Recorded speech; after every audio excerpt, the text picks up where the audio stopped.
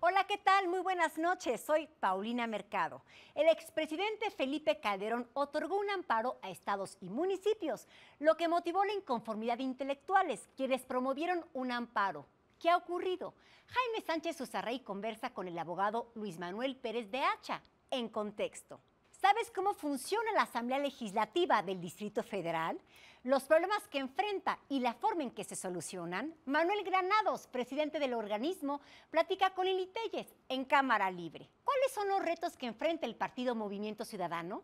Dante Delgado, coordinador nacional de este partido, es entrevistado por Luis Carlos Ugalde y José Antonio Crespo en Periférico 1313. ¿De qué se trata la Ronda 0 y la Ronda 1 para Pemex?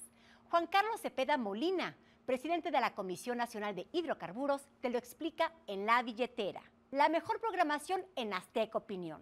Recuerda que también la puedes consultar en nuestras acostumbradas redes sociales. ¡Bienvenidos!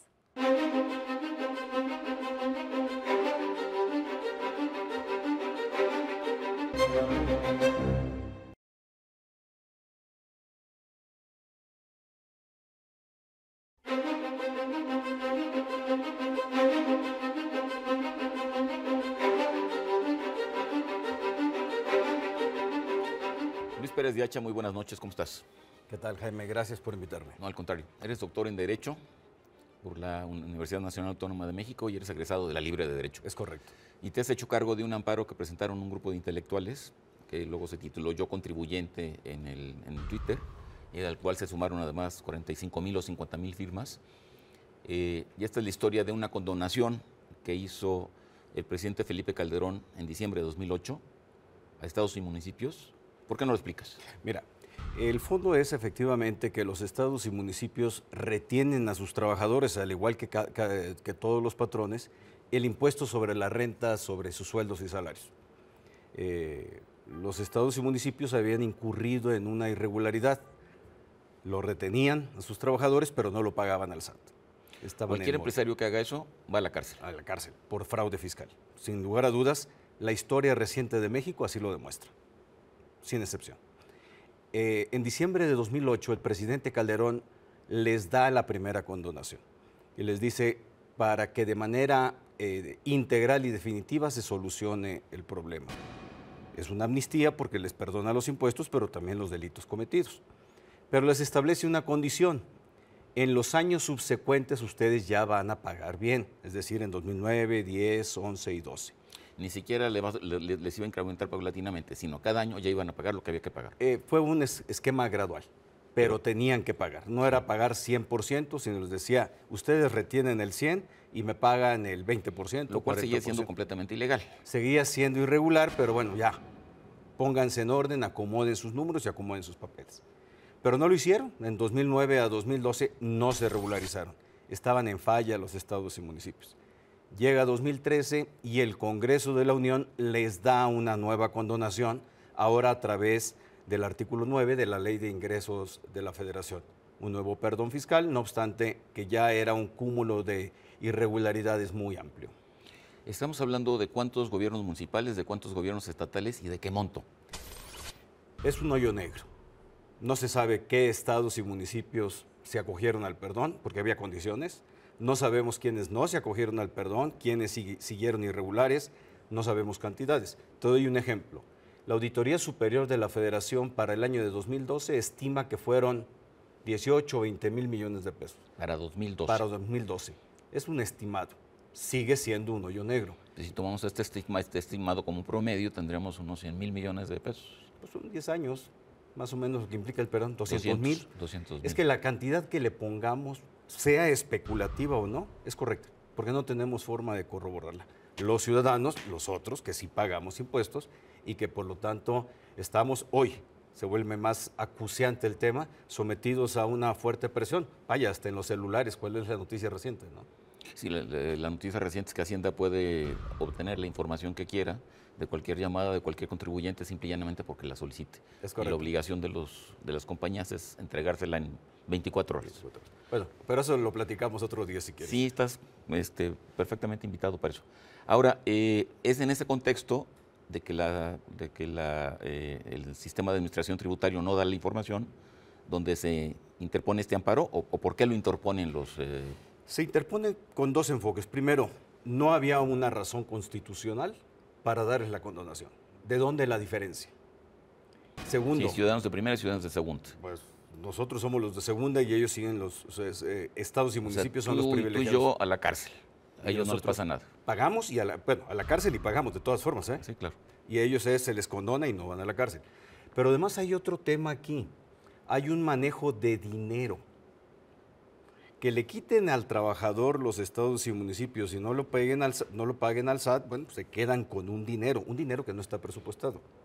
No sabemos si se destinó a algo. Podemos pensar de buena fe, se destinó a una carretera, pues sí. O podemos pensar de mala fe, Jaime. No, pero hay que pensar de buena fe. Bueno, Esas cosas no ocurren en México, ¿no? Bueno, pensemos de buena fe entonces.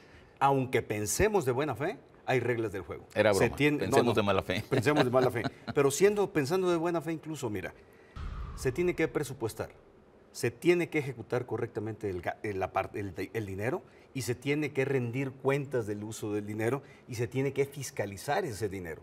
Entonces esos 20,000 millones de pesos de 2012, suponiendo que fuera la cantidad correcta, está perdida. Entonces nadie rindió cuentas, no pasó nada fiscalmente ni en el manejo del dinero, que es otra de las responsabilidades grandes que está implicada, está involucrada en esta parte del yo contribuyente. Ahora, en cualquier país democrático que funcionara realmente con control y con rendición de cuentas y transparencia, nadie tendría que solicitar un amparo, primero porque no debería de ocurrir, y segundo porque si ocurriría, pues entonces estas cuentas serían públicas, ¿no? Entonces, de ahí viene la necesidad de interponer un amparo, porque no hay una información que dé la autoridad. No hay una información y además también recordemos por el otro lado, está el SAT con un énfasis muy radical, sin sustento constitucional, del secreto fiscal en este tema. Un secreto fiscal que en términos de la Constitución tampoco es inválido. El secreto fiscal solo procede, perdón, el secreto en temas de dineros públicos, sí, solo cuando esté involucrada la seguridad nacional, que la simple razón no la soporta. No da. Ahora, ¿cuál es la ruta que sigue entonces este amparo? ¿Qué hacen los intelectuales inicialmente? Presentamos el amparo en febrero del año pasado. Pero primero solicitaron esta información al SAT, supongo yo. No, nos fuimos directamente contra la ley de ingresos. Ya la experiencia del secreto fiscal estaba agotada, ya sabíamos qué pasaba ahí. Entonces nos fuimos en amparo contra la ley de ingresos, con una modalidad que se le llama interés legítimo, es un concepto que fue introducido en junio de 2011 en la Constitución para proteger de mejor manera los intereses de los ciudadanos. Para eso se introdujo. Incluso mediáticamente así fue cubierta esta reforma. El juez de distrito dijo que no teníamos interés legítimo, logramos que el asunto llegara a la Suprema Corte y se acaba de resolver. A ver, antes de que entremos a esa resolución, define interés legítimo, porque es importante el concepto.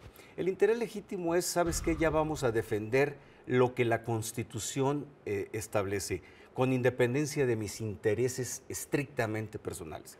El amparo tradicionalmente ha defendido la vida, la libertad, la propiedad, mi intimidad, lo mío, de mí, muy individualista. El interés legítimo ya protege lo mío en un contexto de todos, un contexto colectivo. Vamos a proteger la Constitución porque todos estamos interesados, todos estamos beneficiados. Queremos saber qué pasó con nuestros impuestos porque pagamos impuestos y son nuestros dineros. Es el gasto público que se ejerce, son nuestros dineros. Interés legítimo. No es un dinero patrimonial de un funcionario, de un gobernante, ¿no? Y además era un dinero federal, que tiene su origen, esto es más delicado, del sueldo de los trabajadores. Sí, porque además ahí literalmente es un robo, porque si esto no se convierte en impuesto, pues alguien se quedó con él. Eso se podría tipificar como robo, supongo yo. Como nosotros le llamamos, ¿dónde quedó la bolita? ¿Y entonces qué pasó?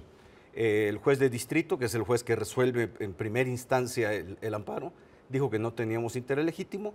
Entendemos por qué no, es decir, es un concepto nuevo que meritaba una exploración mayor. Llega el asunto a la Suprema Corte en la primera sala. La ponencia del ministro Cosío Díaz, que es el que redacta un proyecto y lo somete a votación de los otros 4 ministros, sostuvo que sí teníamos interés legítimo. Perdón, el ministro José Ramón Cosío. Ya.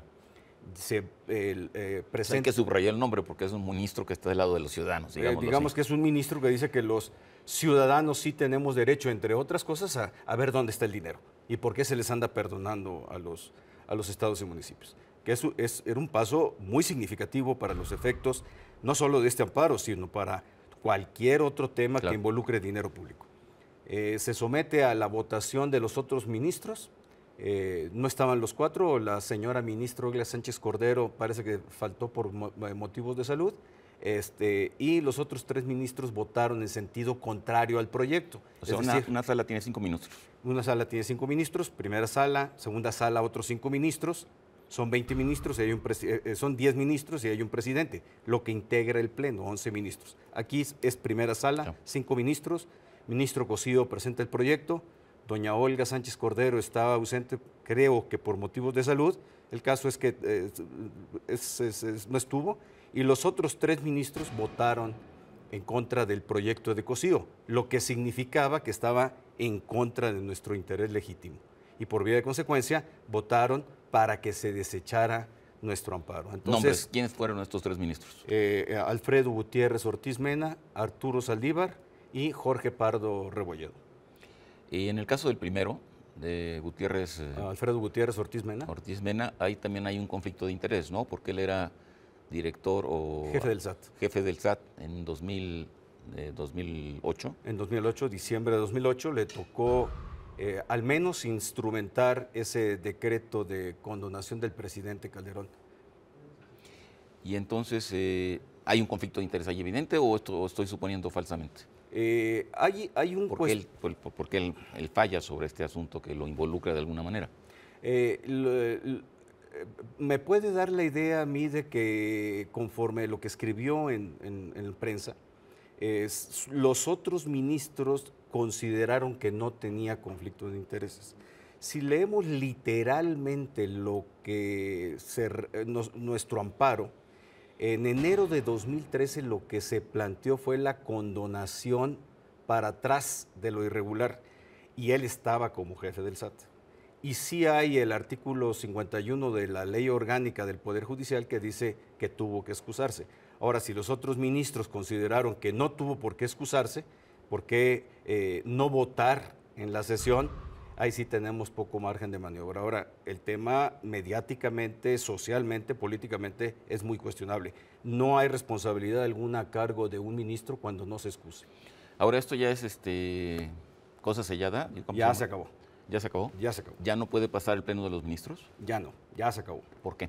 Porque es la última instancia. El sistema judicial mexicano en el juicio de amparo, la Corte es lo de arriba, ya. Lo que resuelve la Corte, ahí queda. ¿Pero por qué no lo resolvió el pleno de los 11 ministros? Pudo haberlo resuelto, queda a consideración de los propios ministros si lo suben al pleno de la Suprema Corte. Pero entonces todavía lo podrían subir si ellos consideran que es necesario que esto se vuelva a... Solo casos que no han sido resueltos. Son casos para resolverse al pleno. Si ya están resueltos en sala, ya se terminaron. Estamos ideando nuevos mecanismos, vamos a ir por el lado del IFAI. La nueva integración del FAI es más enfática en estos momentos de que no opera el secreto fiscal, ya por unanimidad. Acaba de emitir una nueva resolución en este mismo tema en mayo de este año. Vamos a ir por ese lado y estamos juntando grupos de trabajadores para que también presenten otro juicio de amparo ya con interés jurídico, es decir, es mi dinero, no era el dinero de los intelectuales y hay personajes distinguidos, era mi dinero, es el mío. Entonces ya estamos articulando, ya estamos integrando grupos de trabajadores. En ese caso, siendo así, el asunto del interés legítimo sería mucho más salvable, supongo yo. Sí, sin lugar a dudas. Por eso estamos ajustando la estrategia. ¿Y tiene posibilidades de prosperar? Tendría mejores posibilidades de prosperar, conforme lo que también nosotros fuimos entendiendo que se fue argumentando por los ministros en pláticas que ellos han sostenido. Ahora, lo que hay que lamentar aquí es el comportamiento de todos, pero particularmente de la Suprema Corte de Justicia, porque supondría pues que ya en un esquema verdaderamente legal y constitucional debería darle la razón a los ciudadanos y no escudarse en este tipo de argumentos, ¿no? Se nos acabó el tiempo. Que es uno de los planteamientos. La Constitución, la reforma en derechos humanos dice que tiene que ser para defender de mejor manera los intereses de los ciudadanos. Yo creo que la Corte tiene el reto, tuvo la oportunidad de voltear a ver con mejores ojos esa parte de la Constitución para beneficiar al ciudadano. Con eso cerramos. Luis, muchas te gracias, agradezco mucho. un gusto. Y estás emplazado para Aquí la estamos. próxima. Buenas noches, hasta la próxima semana en Contexto.